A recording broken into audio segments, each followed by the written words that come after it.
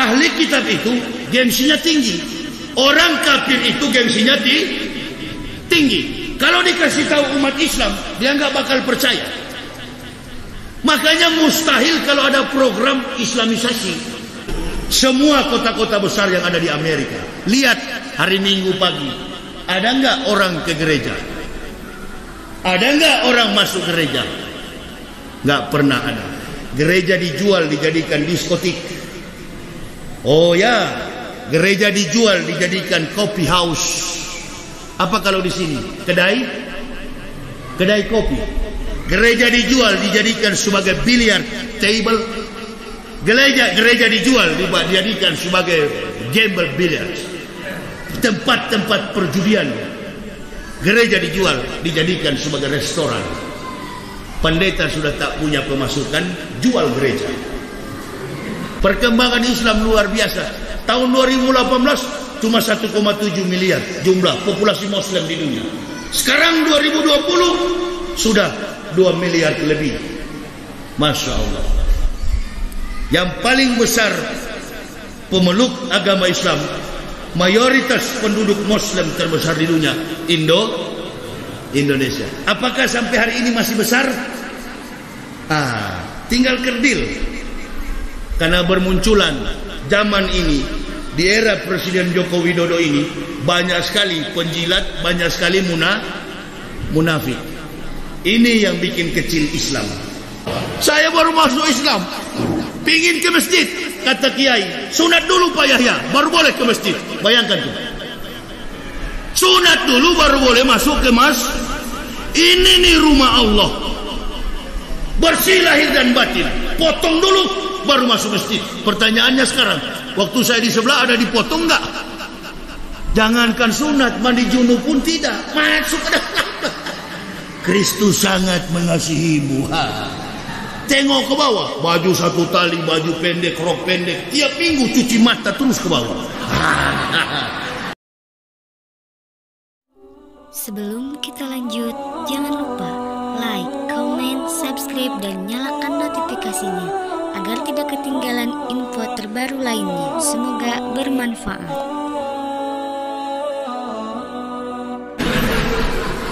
Apa yang beda di Islam ini? Sudah 14 tahun lebih saya beragama Islam. 11 Oktober 2006 kami sekeluarga, istri anak-anak bersyahadat. Sampai hari ini kami tetap kuat dalam pengakuan Islam. Islam bukan sekadar agama. Islam ini adalah kehidupan setelah mati.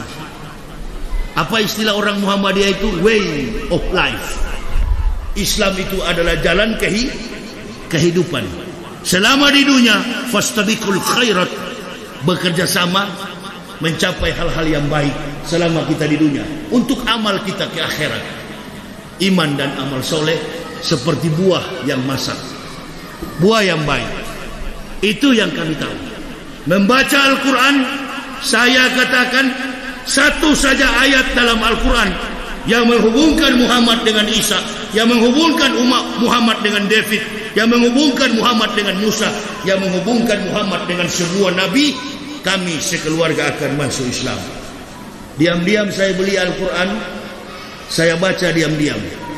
Saya bangun bangunan kecil di samping rumah pendeta. Saya bilang sama bini saya, jangan ke situ kamu. Kenapa? Setiap jam 9 pagi saya jumpa dengan Yesus. Dia percaya juga. Padahal saya diam di situ mau baca Al-Quran. Ahli kitab itu gengsinya tinggi, orang kafir itu gengsinya tinggi. Kalau dikasih tahu umat Islam, dia nggak bakal percaya. Makanya mustahil kalau ada program Islamisasi. Itulah sebabnya ibu bapak saudaraku rahimakumullah, orang yang masuk Islam itu kebanyakan orang-orang yang hebat, pemikir, saintis, orang-orang yang hartanya sudah tidak tertampung, dan mereka mencari kegelisahan diri, membutuhkan kehidupan rohani. Di Amerika, di mana-mana, siapa yang pernah berjalan ke Amerika? Di emperan pinggiran-pinggiran kota New York sampai ke Boston, jalan sampai ke Chicago, Semua kota-kota besar yang ada di Amerika. Lihat hari Minggu pagi, ada nggak orang ke gereja? Ada nggak orang masuk gereja? Nggak pernah ada. Gereja dijual, dijadikan diskotik. Oh ya, gereja dijual, dijadikan coffee house. Apa kalau di sini? Kedai kopi. Gereja dijual, dijadikan sebagai billiard table. Gereja dijual, dijadikan sebagai gamble billiard. Tempat-tempat perjudian. Gereja dijual, dijadikan sebagai restoran. Pendeta sudah tak punya pemasukan, jual gereja. Andaikan Donald Trump kemarin, andaikan Presiden Amerika Obama, statement beliau mengizinkan pembangunan masjid, atau yang baru terpilih kemarin mengalahkan Donald Trump, Joe Biden. Kalau Biden mengizinkan umat Islam bangun masjid di Amerika, insya Allah bangunan-bangunan pencakar langit termasuk Trump Tower itu dikalahkan oleh masjid. Tapi sayang, sejuta sayang, Amerika tidak memberikan izin membangun masjid. Perkembangan Islam luar biasa. Tahun 2018 cuma 1,7 miliar jumlah populasi Muslim di dunia. Sekarang 2020 sudah 2 miliar lebih. Masya Allah. Yang paling besar pemeluk agama Islam, mayoritas penduduk Muslim terbesar di dunia, Indonesia. Apakah sampai hari ini masih besar? Tinggal kerdil. Karena bermunculan zaman ini, di era Presiden Joko Widodo ini, banyak sekali penjilat, banyak sekali munafik. Ini yang bikin kecil Islam. Kita bersabar, nggak usah demo, terima apa mau Pak Jokowi. Apapun dia mau buat, kita sebagai masyarakat pasrah, karena Islam itu berserah diri. Kita serahkan kepada pemerintah, kita doakan, dan tanpa kita doakan, kalau kezoliman itu, Fir'aun mengingatkan kita, kalau kezoliman sudah di atas puncaknya, kezoliman itu akan tumbang dengan sendirinya. Jadi kita nggak usah demo, kita nggak usah protes Pak Jokowi dan Pak Maruf. Inilah presiden terbaik sejarah presiden Indonesia. Setiap hari pasti ada musibah. Ini presiden paling bagus. Iya betul. Insya Allah presiden paling terbaik di dunia. Presiden paling aman sejak Jokowi menjadi presiden. Nggak pernah ribut, tenang terus. Dipuji-puji saja supaya kita dijadikan cebong begitu ya. Presiden terbaik, tidak ada presiden yang sepintar, secerdas di dunia ini kecuali Joko Widodo. Iya, serahkan kepada beliau semua, apapun beliau mau buat silakan. Mau penjarakan semua ustadz silakan, supaya kami bikin pesantren semua di dalam.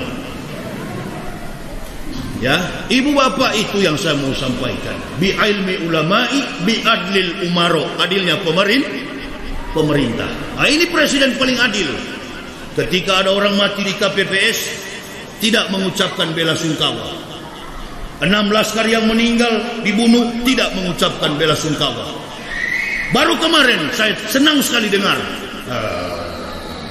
atas nama negara kami mengucapkan bela sungkawa. Itu yang jatuh Sriwijaya Air. Ini tahun 2021, menurut saya pribadi, jangan ikut-ikutan. Nanti kita lihat, insya Allah, wallahu bikulli syai'in alim, wallahu a'lam bissawab. Nanti kita lihat, Indonesia 2021 adalah tahun kematian. Rentetan dari 2020 merembet sampai ke sana. Ada yang lebih besar, lebih dahsyat lagi, gempa di belakang sana. Kalau Pak Jokowi dan Pak Maruf tidak mau berbuat adil. Ini bukan Pak Jokowi dan Pak Maruf sebenarnya. Nah, tapi orang-orang di lingkar Jokowi Maruf ini bajingan-bajingan ini. Ada yang ada di lingkaran penjilat, munafik, suka cari muka. Nah, kita masyarakat di desa-desa begini, masyarakat di kecamatan begini jangan peduli dengan persoalan politik di pusat, jangan dibawa ke daerah. Ya, ini cuma persoalan 2-3 orang jenderal, 4-5 orang politikus, lalu semua negara, seluruh komponen masyarakat jadi permusuhan. Jangan mau. Polisi di luar sana, tentara yang ada di luar sana menjaga kita beribadah, itu adalah saudara kita. Jangan mau diadu domba. Ada persoalan, hadapi secara persuasif. Tapi saya mau pesan, ini protokol kesehatan, Pak. Mohon maaf, beribu maaf, walaupun lebaran masih 5 bulan ke depan. Ini protokol kesehatan ini cuma bukan murni kesehatan. Ini sudah dijadikan ajang kendali politik. Kalau pro pemerintah, biar ribuan kau berkumpul, aman. Nggak diproses. Mau pakai nikop boleh, nggak pakai nikop boleh. Ya, pakai masker boleh, nggak pakai masker boleh. Saya nggak bisa pakai masker. Saya bilang kepada waktu mau naik feri kemarin, Ustadz pakai masker. Nggak, Pak. Saya kalau pakai masker 2 menit saya bisa mati di atas kapal ini. Jangan kalau begitu. Artinya kalau melawan ular harus lebih licik daripada ular. Saya kan bekas ular, jadi tahu jurus ular. Tahulah.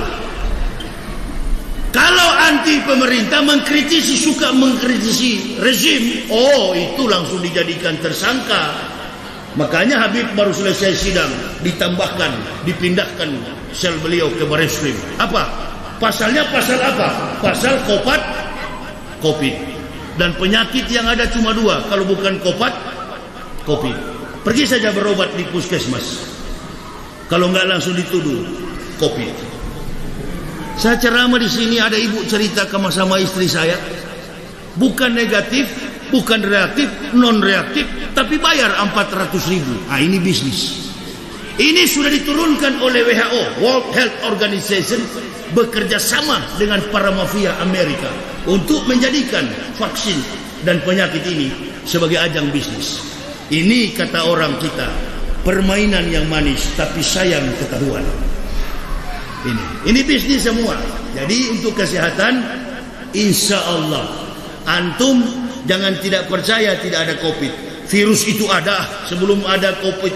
Corona itu virus itu ada di dalam lantai begini pun antum salah pegang. Kalau antibodi ente tidak kuat, punya simpanan penyakit menahun, apalagi tuberkulosis, jangan berdekatan sholat berjamaah. Begitu dia droplet, dia mengeluarkan semburan ludah. Sudah di sini saja mik.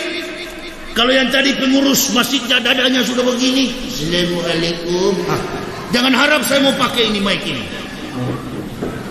Apalagi kalau batunya sudah tertahan di tenggorokan. Allahu Akbar. Saya ambil tisu 50 biji dan saya lapis begini. Tapi bodinya dada masih ke depan, berarti bukan tuberkulosis. Bagaimana mau virus mau masuk pagi-pagi besok matahari terbit, corona lapisan tipis matahari, lawannya adalah ultraviolet, cahaya matahari. Konsumsi orang Indonesia sayur-sayuran berwarna hijau, segar, dietary. Secara dietary orang Indonesia mengkonsumsi ikan, sayur yang mengandung protein yang tinggi, karbohidrat yang tinggi. Masya Allah, jauh dari situ kawan. Sudahlah yang begitu-gitu. Urus saja bagaimana kita besok. Ini seperti ada tanda X begini, jangan rapat katanya. Ini Yahudi dan kafir punya cara supaya orang Islam jauh. Di Batam saya sholat, anak muda kalau begini, Ustaz rapat kaki, Ustaz rapat. Kenapa kawan kalau tidak rapat? Kalau nggak rapat saya terlewat, ente lupa, ente buka begini lewat sini.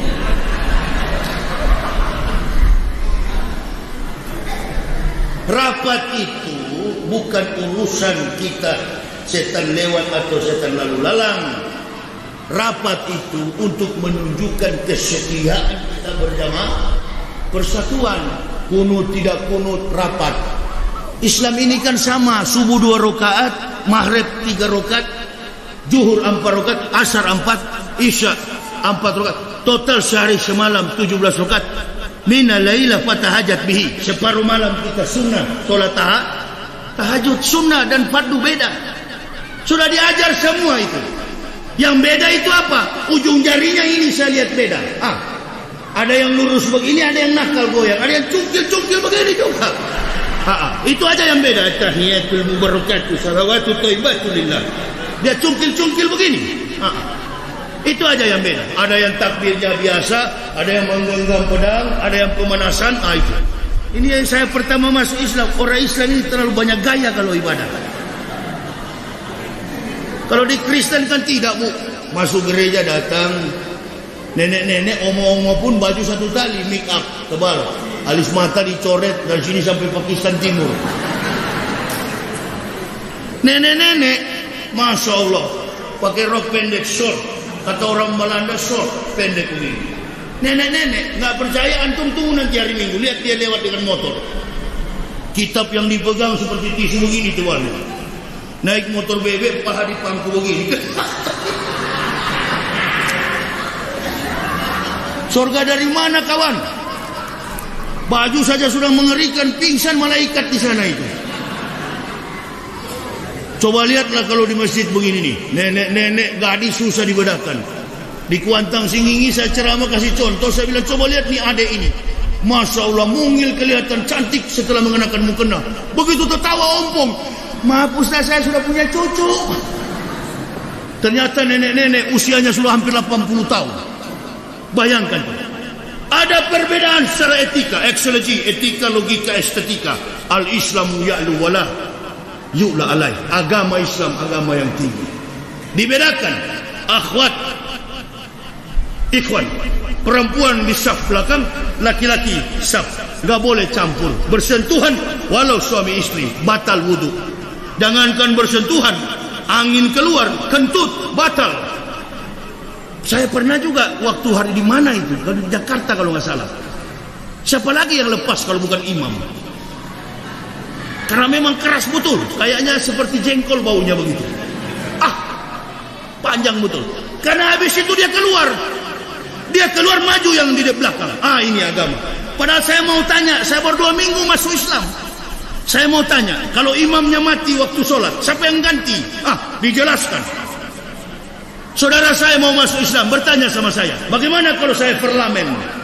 Bagaimana kalau saya stroke, nggak bisa berdiri? Apa saya bisa sholat? Saya jawab, jangankan kau perlamen, jangankan kau stroke, kau terbaring di pembaringan di rumah sakit pun antum bisa sholat. Ini agama yang gampang, agama yang mudah. Berjalan menempuh perjalanan, kemudian jauh perjalanannya supaya tidak terhalang perjalanan kita, maka dijamak, diajarkan sholatnya diperpendek, jamak takdim. Itu dia. Tapi jangan rumah 2 meter kau jamak. Allahu Akbar. Saya baru masuk Islam, pingin ke masjid, kata kiai, sunat dulu Pak Yahya baru boleh ke masjid. Bayangkan tuh, sunat dulu baru boleh masuk ke ini nih rumah Allah, bersih lahir dan batin, potong dulu baru masuk masjid. Pertanyaannya sekarang, waktu saya di sebelah ada dipotong enggak? Jangankan sunat, mandi junub pun tidak masuk ke dalam. Kristus sangat mengasihimu. Tengok ke bawah, baju satu tali, baju pendek, rok pendek, tiap minggu cuci mata terus ke bawah. Ini mau cuci mata apa kawan? Inilah agama yang benar. Syukuri ibu bapak, pertemuan kita bekal kita di yaumil akhir nanti. Gak ada yang lebih pasti dalam hidup ini kecuali mati, iman dan amal soleh, imaniyah islamiyah. Itu yang menjadi modal kita berangkat ke akhirat. Saya kira ini yang bisa saya sampaikan ibu bapak. Kita menjalankan kotak amal untuk pembangunan, bantuan saudara-saudara kita yang ada di Kepulauan Riau. Saya di kesempatan ini bersama tim, saya berdakwah, bapak mesti tahu, saya berdakwah tidak punya tim. Tim ini ketemu saya di Pekanbaru. Mereka menjadwalkan, saya semua Muslim saudara saya. Saya bukan NU, saya bukan Muhammadiyah, saya Islam. Siapapun bisa menghadirkan saya. Termasuk hari ini mereka menghadirkan saya ikuti. Dan mereka adalah badan atau lembaga bumi berbagi Indonesia akan membantu saudara kita ditimpa musibah yang ada di Kepulauan Riau. Kita menjalankan kotak amal sambil kita bersolawat. Setelah itu saya melanjutkan Sholatullah Salamullah. Ibu bapak, saudara-saudaraku rahimakumullah, perjalanan dakwah kami ini insyaallah sampai tanggal 17 di kota Pekanbaru, Kampar tanggal 16. Saya kira saya ini sejak masuk Islam tahun 2006 sampai hari ini terus berdakwah. Bendera yang kami bawa berdakwah itu hanya dua, la ilaha illallah Muhammad Rasulullah, Quran wal hadis. Itulah bendera kami. Saya pribadi tidak ada kepentingan dengan organisasi Islam manapun. Saya bukan NU, bukan Muhammadiyah, bukan Naqsabandiyah, bukan Al-Wasliyah, bukan juga FPI, bukan Banser, bukan Banseret, bukan Ansor.